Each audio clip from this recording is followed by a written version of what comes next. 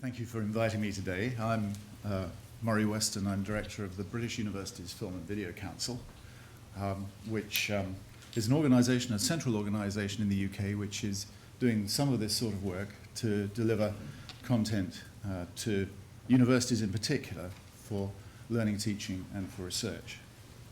We're there, I'll just give a bit of background to who we are. We promote the production, the study, and the use of moving image and sound in UK higher education and research. Now, most of our resource is focused on the United Kingdom.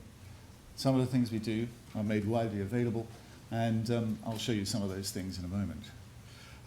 We were set up in 1948, so we weren't just set up a few years ago, and we were in the British Film Institute from 1968 onwards and left in 1982, and we have our own life now under the UK Higher Education Funding Councils. We're funded with core funding. We're a company, limited company, charity status, so we trade and we earn money. It's a non-profit organisation, which we put back into the core, and we receive about $1 million a year at the core. It's about £500,000 a year on the current exchange rate.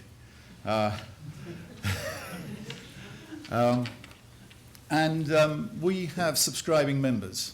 The way it works is we provide value to all universities in the United Kingdom, in fact anyone who wants to get into our website.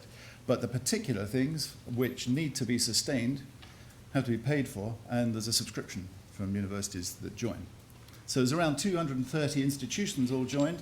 There's about 200 institutions which you could call university standing in the UK, and we have many of them in, but not all in membership, and they get various services and so on. And but as I say, some of our stuff goes out widely online, and we undertake not only sort of service development, but research and project development as well. That's the front page of our website, and I'm going to gallop through now because I feel I've got far too much to try to pass on to you, and I apologise if I do sort of ramble, but I'm going to try to get through as fast as I can. I'll try to take you through some of the reasons why I think moving pictures are used at all in education, which sounds rather sort of bring us down a little bit, because really I'm a service provider, and we want to have an effect with the work we do. So the question is, what are moving images used for in education? And I think all of this stuff is fairly elderly. There's the instrumental use, of course. That's illustration. The audio-visual aid, and what a burden that has been to us in many ways. As well as the burden of having entertainment take moving pictures away from scientists who first invented them, in effect. Because I think this legacy has held us up somewhat in getting the content into the scholarly world. As enrichment is a word that's used regularly, but let's say working in the affective domain, let's talk about Bloom's taxonomy, maybe, for a moment, because there are different ways people learn, changing hearts and minds, learning things, the cognitive, or learning how to do things, the psychomotor. I think these are quite important ideas, which are quite elderly about human behavior, but terribly important to us. And then, and I might say we're right in the heart of this, as primary resource, a primary record or secondary record, capable of use and to be continuously referable, long term, to rely on it being there as standard content, to look back at, to write about, to review, and to engage with on a continuous basis. And then as a scientific device, the scientists, we had a book that came out recently. It's an old book, just recently reprinted. It's Italian, written by Virgilio Tosi. It's now called Cinema Before Cinema. Of course, science invented moving pictures. Then the Lumiere brothers and one or two other fairground and fit-up merchants came along and made entertainment. And arguably, there's still a lot to be said about moving image as a fundamental research tool. And then as live communication, of course now, see a lecture, drop into a conference, talk to your peers online, and as a creative medium. Now, it's fairly sort of basic analysis. But right now I'm going to look at some of those things which we do, which tend to focus on the things which are in red here, rather than those other things here. That's today, anyway. We're interested in all of these. Now, moving pictures, their status in scholarship. I might say 30-something years ago when I started in this field, I thought it was a done deal. And my God, it still isn't. And It's disheartening, really. I told you our organisation started in 1948, and I look back to the journal articles written in 1949, 1950. We'd probably be reading them now and just change one or two words and it'd be the same messages, and we haven't got very far. We've had just about 100 years of recorded moving pictures, but unlike text in the United Kingdom, and I don't know enough about the US, we have no statutory deposit, we have no unified national catalogue, we've got poor research access, in fact almost non-existent research access, we've got no interlibrary loan, which is standard in the UK for a book. You go to the smallest library in the UK and order a book, and 3 or 4 weeks later it'll come from somewhere on the library network. We've got no arrangements for fair dealing. You call it fair use over here. This is all changing because we have just reviewed this, because fair dealing broadcasting and film is not included in our fair dealing arrangements yet. We've got no developed culture of reference or review from a scholarly perspective, in my view. There's a Times literary supplement, but we haven't got a Times moving image supplement. It's just indicative of where we are. We're right in the backwoods. And there's very rare integration of this content with text sources. And there is poor or non-existent teacher training for use in the United Kingdom. All sorts of things are taught to teachers about teaching, but very little about engagement with moving image content and what you can expect to find and how to find it and all those sorts of things. So we've got a huge uphill struggle still. I want to show you a bit of movie just to break things up a bit. I think the public is more likely to be concerned at the extraordinarily intemperate language which is coming out on behalf of the Prime Minister in your name. The story was a lie. It is a lie. Correct. Weasel words. Weasel not incidentally spelt correctly, in consistent terms with the original well, fake if I understand dossier it, if I may say used. so, the statement that you're reading from was read to the Press Association. So I wouldn't get hung up on a spelling mistake by somebody who's typed it. Although I know that you also, John, reported that the 4 people in my office were responsible for writing the so-called dodgy dossier when they were not. However, put that to one side. The reason that is weasel words is it does not answer the questions that I put. I asked the BBC whether they were standing by the allegation they made, the BBC made, as John Humphreys described it, the BBC made the allegation that we deliberately exaggerated, abused, and the answer to that question that you put to the BBC, the answer to the question you put to the BBC, do they stand by it? The answer is yes. The answer, a robust yes. Excuse me, that letter is about as robust as Blackburn Rovers wall when they played Trelleborgs. Now, I don't know whether you saw this in the US. You may well have done, because there's reference to the build-up to the Iraq War. The question is, though, what was that recording? When was it recorded, and by who?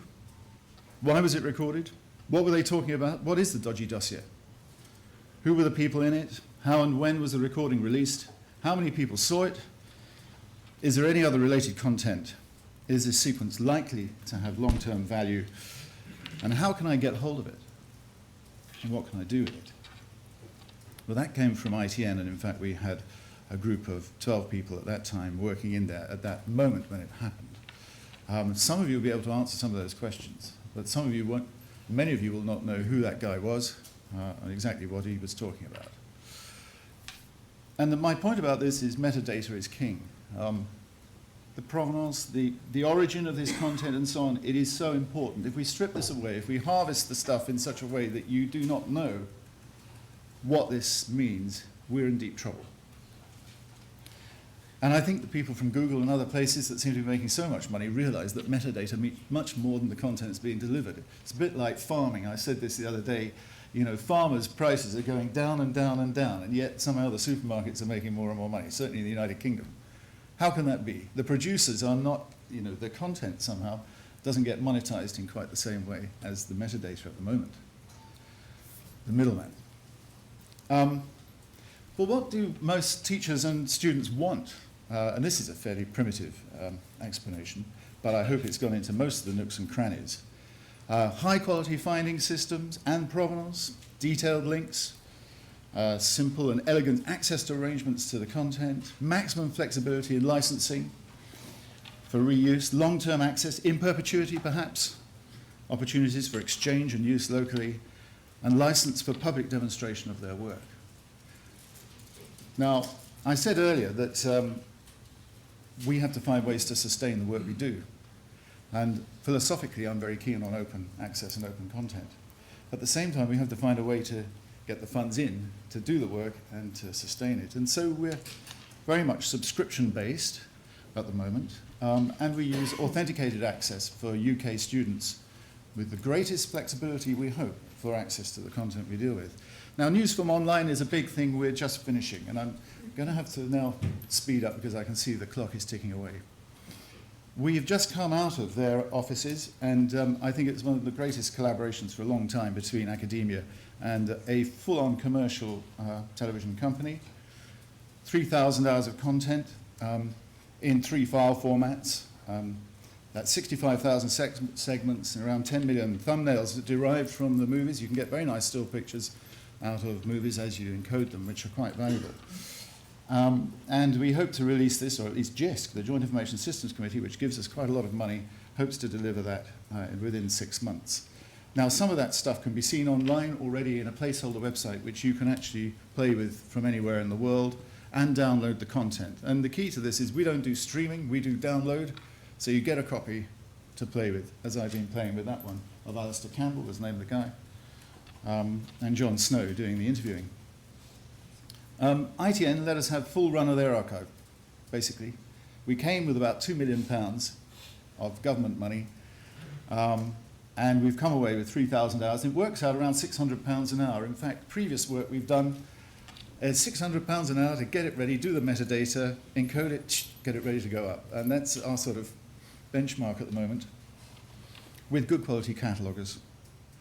And on this site you can search, and we can then, and this is one which you could go and play with yourself later on. This is one I've just downloaded. A sea of placards by the River Thames, each saying no to war in Iraq. Marching through the streets of London, sending a message to Tony Blair and George W. Bush, not in my name. It's the scale of the protest that is unprecedented. Organisers say 2 million people, though police say less than half that number. It's the biggest rally ever on British soil. Made up of pacifists, Christian groups, Muslim organisations. And many, many Labour supporters. The real Tony Blair certainly wasn't here. His father-in-law, however, was. If you have a message for the government, what would it be? Give peace a chance. And thousands upon thousands of ordinary people galvanised into action, many for the first time, by the belief that an invasion of Iraq cannot be justified. So that was before it all happened. We've got bundles of stuff now which we'll be able to look back at, and the dodgy dossier and everything else. And I think for years and years to come, there'll be analysis going on of what did happen and who was duping who, and so on. Another thing we've worked on is now expressing itself as film and sound online. 7,000 items, and these are about 500 hours of movies, and a music collection. Segmented, we segment our stuff. You can get the whole movie, but we also have them in bits. Behind an authentication barrier, the music sounds something like this. Oh, way down, but never mind. And this is music we've licensed for bending, stretching, doing what you like with, and it is some of the finest stuff to come out of Abbey Road Studios, one of George Martin's colleagues. And we have the right to do that in perpetuity. And that's been proved to be useful. This is what we call the scratch and sniff contract. As you go into the website, at the bottom there, you've got to do something and say, yes, I agree. But all students and staff in UK universities can have access to this. And it's progressive download. This is the interface we didn't build. And here is an example. Trials of Alger Hiss, one of the great movies, John Lowenthal's movie we have up. It's a 3-hour magnum opus documentary, some of you may know. This is the sort of metadata we put together, And you can scroll down. This is the bit about the segment. And you can download in Windows Media or whatever, standard stuff, QuickTime, and you've got it to use as I'm trying to right now. Our license, by the way, allows me to show it to you today for promotion and to express what we're doing. I'm afraid probably I won't be able to sign the bit of docket later for it to be distributed again, but that's another thing we can talk about, under Creative Commons, that is. And this is the piece here. Sorry, I've got quite a lot of... The purpose of this group at that time was not primarily espionage. Its original purpose was the communist infiltration of the American government. But espionage was certainly one of its eventual objectives. Right after Chambers finished his testimony, we received a wire from Alger Hiss asking for the opportunity to be heard on his side of the case. And so we gave him that chance just 2 days later. A little exchange went on between Mr. Hiss and Mr. Nixon, which is not in the record, in which Mr. Hiss said, I am a graduate of Harvard Law School, and I believe yours is Whittier. And this just absolutely ripped Mr. Nixon apart. A very big thing which we've got online, and it is the biggest thing. In fact, I think in the UK, it's the only post-transmission access route to records of broadcasts in the United Kingdom. We decided a few years ago to start ingesting with a subscription to a big database provider all the television and radio records for reception in the United Kingdom.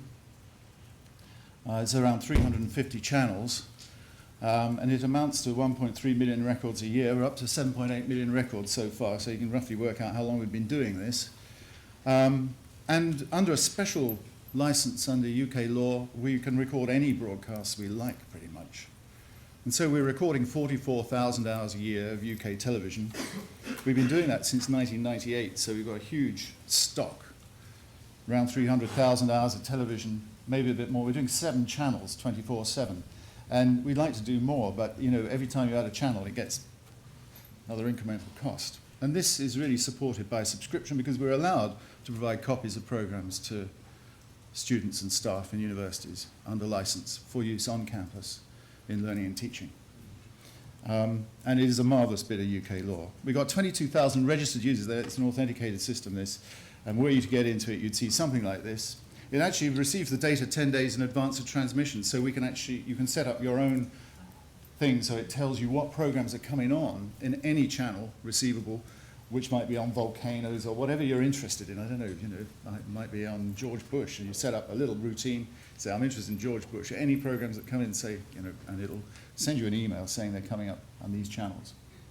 It's a very elegant thing, and it's probably our sort of what you might call killer application to help to assist us in being.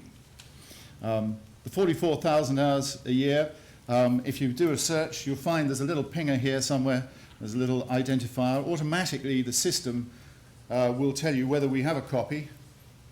And the interesting thing is it uses a unique identifier number so that if the same program arrives on another channel at some point in the future, which we don't record, it'll still ping up to say we got a copy, because even though we didn't record the channel, if you understand what I'm saying. And that's very handy, because programs move around all over the place. This was a search for George Bush, I think. And it was going back 6 months. I don't know what this is. There's some sort of satirical program about George Bush. We can provide this physically through the post. We're just moving to a licensing arrangement where we may be able to provide, just throw the switch so people can go into our hard disk-based system, which is ingesting this content. It's like a giant TiVo box, so the university staff can go straight from the database and say, I want a copy of that now. It won't come immediately. It'll come in store and forward. It'll come during the night and arrive. But I don't think I can show you this. For all obvious reasons, we didn't clear the rights in this to show you, and I probably breached all sorts of rights. And the big fear is what's going to happen if you have breached rights. I carry now £5 million worth of professional indemnity insurance. That's $10 million at US current currency rates. paid for by someone else, because the responsibility for these things delivered into UK universities rests on my shoulders. The UK government won't take any responsibility for anything, so if anything goes to the UK government-funded agencies, they send a letter to me, because I've said, yes, you can do it. There's one way of handling things. I know the rights people at Lloyd's didn't, the PI people at Lloyd's didn't fully understand the use of the insurance in that way, but that's what we've done. Now, we have gone about clearing rights in the conventional sense, in the way that we have contracts with owners. The ITN content, by the way, is in perpetuity. It's progressive download. It's all staff and students of the United Kingdom, bona fide staff and students of the United Kingdom, whether they're sitting in the UK or abroad, which is useful, so that they can sit in Hong Kong as long as they're registered with a UK university. And now the ITN has told BUFEC that we may be able to issue a license to US universities if we would like to discuss it. So we'd like to find another organisation, not like BUFEC, we could talk to. I don't think we could easily talk to all the universities, but it would be nice to see the central organisation which might help us to do that. I think rights clearance, you've got to stare the monster in the face. And you've got to go for these things, and I think we're making headway.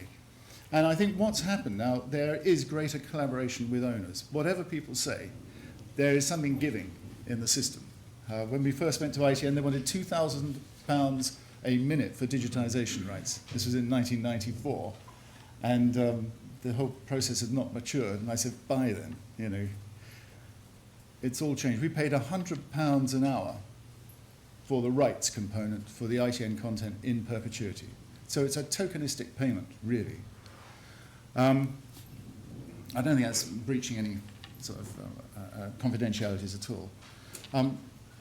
I think there's a growing understanding of education's needs, and indeed the chief executive officer at the time, Stuart Purvis of ITN and Reuters, Reuters Television, was, he said, look, this is my career as much as anything else that you're going to be putting down, and I'd like to see that happen. And I think they're sort of on our side, and I think we need the dialogue. We've got this formal review which is just going on in the United Kingdom. We call it the Gowers Review, which is actually extending exceptions but getting very hard with remedies if you breach things. So it's interesting that things are softening up in one way but getting harder in another. And I think this is not a bad thing. And there are going to be new licensing arrangements to be offered within copyright exceptions. That's when you break the monopoly of copyright, which we can do under the Berne Convention in certain cases. And the sharing licenses, like Creative Commons, yeah, fair enough, I needed it. And I know Paul will be likely to talk about that in a moment.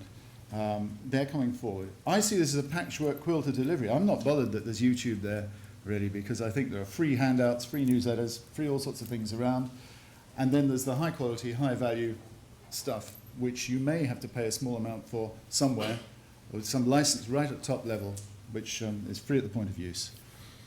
I'm sorry to interrupt, but I just don't think it's fair to imply that the free stuff is poorer quality than the stuff that you pay for. No, by high quality I meant high quality metadata and all the rest of it. I mean, the fact is the thing is structured. Content is structured so you can find it and get the provenance and all that stuff, and that sort of thing. I mean, people put print on notice boards, they put print in parish newsletters, they you know, Agitprop has been around a long time. I think, you know, the fact is what we're trying to do is to build a corpus of scholarly engagement with this type of content, I hope, which stands slightly differently from that which is all over the place. I think it's terrific and it's all for I would just do a little shout out. Okay. But I do think international harmonisation is something we're all going for in all of these things, and I think G8 is probably trying to do that because I think there's been a review here of exceptions and so on.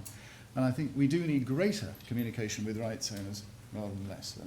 It's important because they will come on board if we talk in the right talk at the right times.